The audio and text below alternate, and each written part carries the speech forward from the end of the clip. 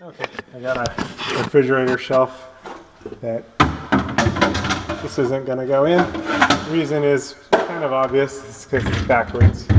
I didn't put it that way. I found it that way, but I started to fix it, and I was like, well, maybe somebody needs to know, because if you took it out for cleaning or something like that, and you wanted to put it back,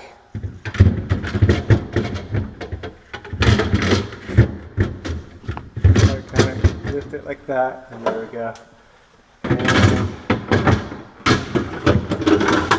it's all set there. These kind of go in like that, and then you lift it, and it's a little bit of pressure, tight, to get it in like so. That's what I do. A quick search of my YouTube channel, you should be able to find a bunch of material that'll be helpful to your maintenance needs, and links to tools and parts used in the videos can be found in the descriptions below.